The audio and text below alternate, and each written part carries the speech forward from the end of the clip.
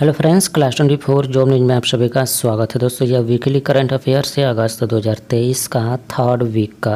प्रश्न वही है, इंपॉर्टेंट और सिलेक्टेड, जो कि आपके आने वाले एग्जाम्स में आ सकते हैं। तो आप लोग लास्ट तक वीडियो देखिएगा। वीडियो पसंद आए तो लाइक, शेयर, कमेंट और चैनल को सब्सक्राइब जरूर कीजिएगा।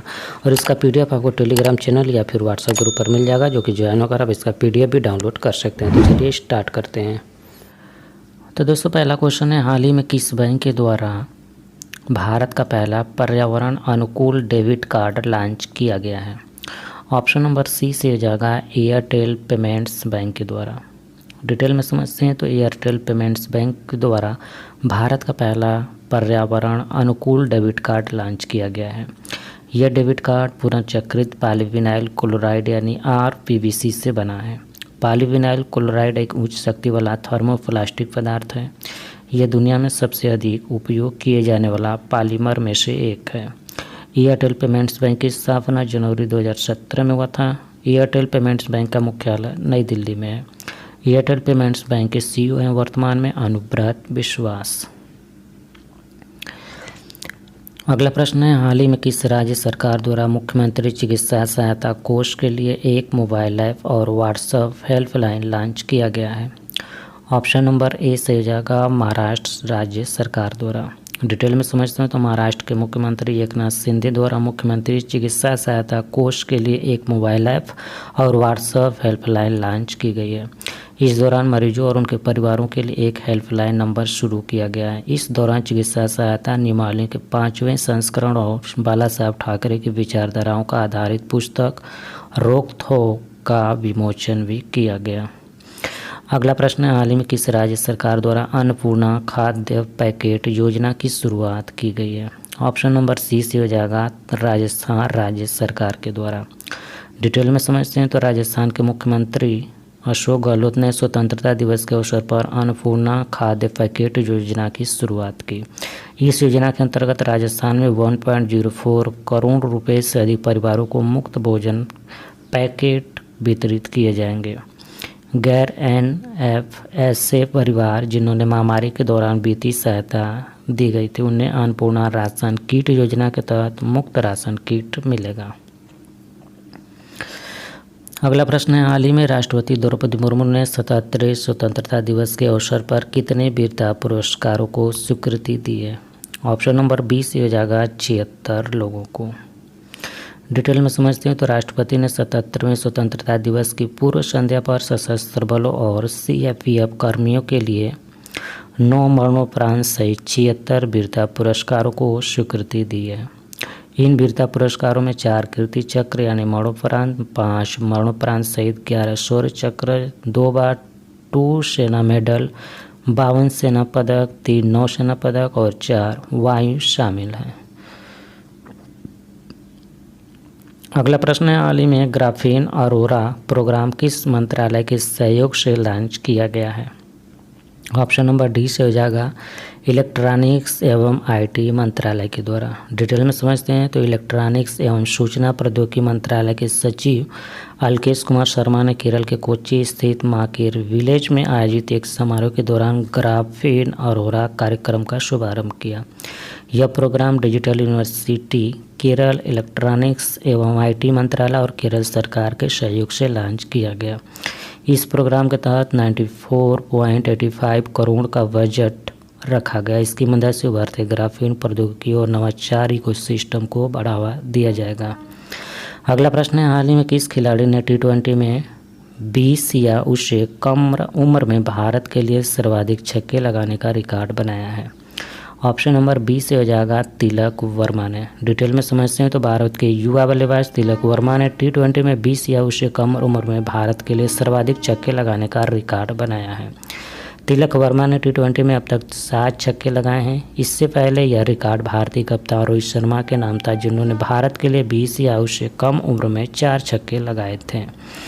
अगला प्रश्न है, हाल ही में अटल इनोवेशन मिशन और नीति आयोग ने किसके साथ मिलकर national space innovation challenge 2023 launch किया है? ऑप्शन नंबर ए से हो जाएगा इसरो। डिटेल में समझते हैं तो अटल इनोवेशन मिशन और नीति आयोग ने इसरो के सहयोग से स्कूली छात्रों के लिए national space innovation challenge 2023 launch किया। यह NSIC अगली पीढ़ी के अंतरिक्ष उत्साही लोगों का समर्थन करने के लिए एक राष्ट्रीय स्तर का अभियान है। नेशनल स्पेस इनोवेशन चैलेंज का मुख्य उद्देश्य छात्रों को बढ़ती भारतीय अंतरिक्ष अर्थव्यवस्था के प्रति प्रोत्साहित करना है। नेशनल स्पेस इनोवेशन चैलेंज उन्हें अपना नवाचार दिखाने और आधुनिक अंतरिक्ष प्रौद्योगिकी समस्याओं को हल करने में सक्षम बनाने का अवसर देगा। अगला प्रश्न है, हाल ही में नई दिल्ली में 9वें इंडिया इंटरनेशनल MSME एक्सपो और शिखर सम्मेलन 2023 का उद्घाटन किसने किया है? ऑप्शन नंबर सी से हो जाएगा मनोज सिन्हा ने।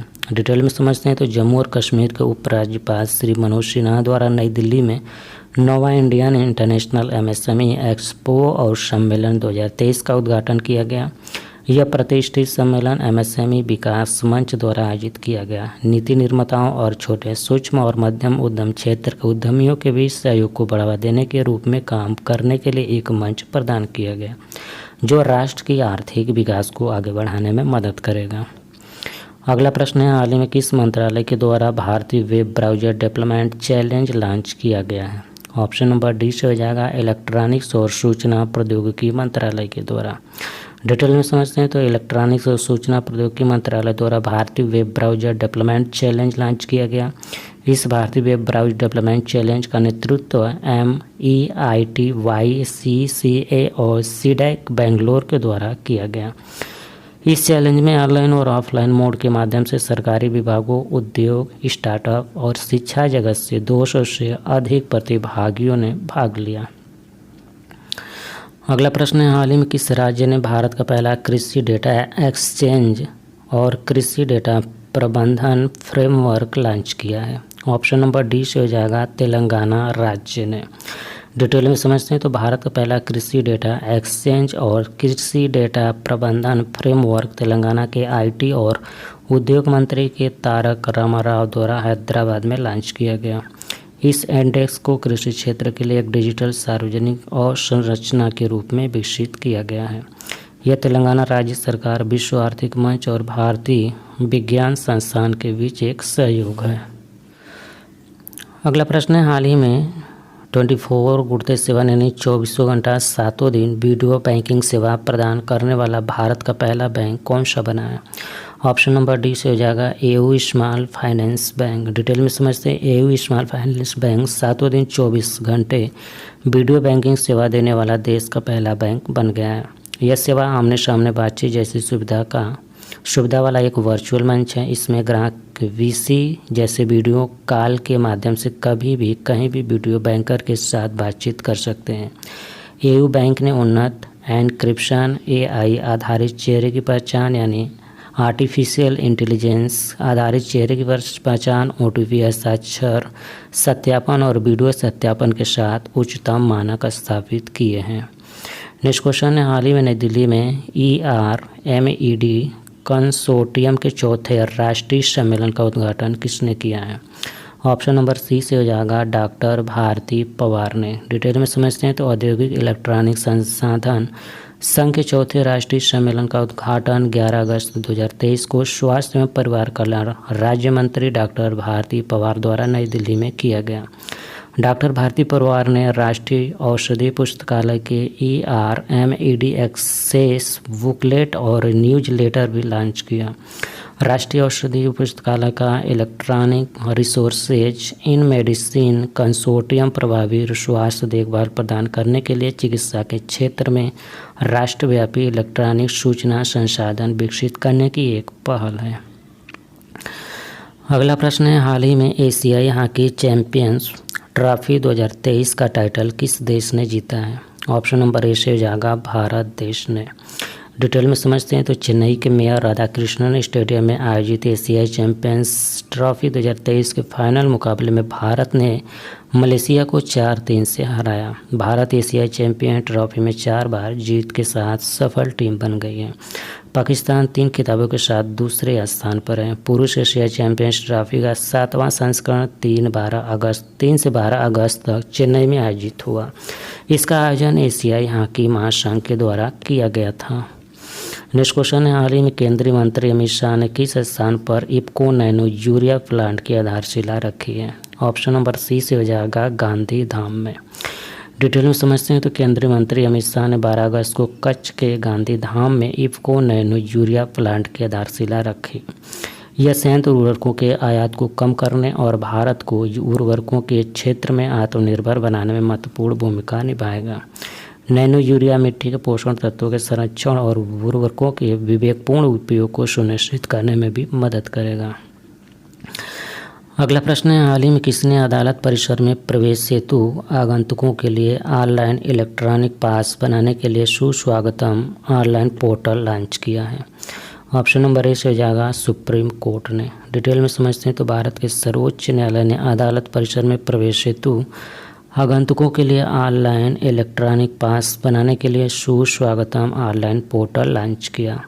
यह ऑनलाइन पोर्टल आगंतुकों, वादियों, वकील, न्यायिक, कानून क्लर्कों, कर्मचारियों, मामलों के पक्षकारों और पत्रकारों को इलेक्ट्रॉनिक पास के लिए ऑनलाइन आवेदन करने की अनुमति देगा।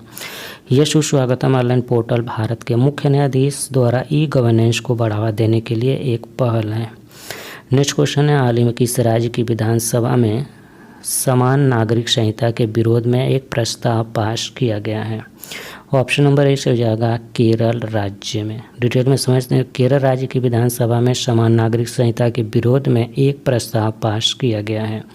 इस प्रस्ताव में कहा गया कि केंद्र सरकार यूसीसी का मसौदा तैयार करने के ध्रुवीकरण के कदम को छोड़ दें।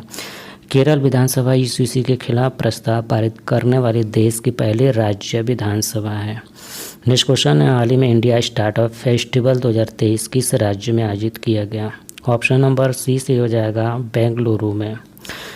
डिटेल में समझते हैं तो इंडिया स्टार्टअप फेस्टिवल 2023 का दूसरा संस्करण 10 से 12 अगस्त 2023 तक मुदनहल्ली बेंगलुरु में आयोजित किया गया। इस आयोजन में भारत, ब्रिटेन और जापान से 10,000 से अधिक स्टार्टअप और लगभग 500 निवेशकों ने भाग लिया। इस आयोजन के दौरान ग्रामीण स्वास्थ्य देखभाल, शिक्षा, फिनटेक, ग्रामीण नवाचार, एग्रीटेक और खाद्य तकनीक जैसे महत्वपूर्ण क्षेत्रों पर चर्चा की गई। इंडिया स्टार्टअप फेस्टिवल 2023 का थीम है innovation at the bottom of the pyramid. अगला प्रश्न है, हाल ही में किस राज्य सरकार ने इंदिरा गांधी स्मार्टफोन योजना की शुरुआत की है? ऑप्शन नंबर सी से हो जाएगा राजस्थान राज्य सरकार ने। डिटेल में समझते हैं तो राजस्थान के मुख्यमंत्री अशोक गहलोत ने जयपुर में इंदिरा गांधी स्मार्टफोन योजना की शुरुआत की। इस योजना के अंतर्गत राज्य की 1.3 करोड़ महिलाओं को 3 साल के डेटा के साथ मुफ्त स्मार्टफोन मिलेगा। पहले चरण में 40 लाख महिलाओं को स्मार्टफोन मिलेंगे। इस दौरान पूरे राजस्थान में 400 से अधिक मोबाइल वितरण शिविर आयोजित किया जा रहे हैं।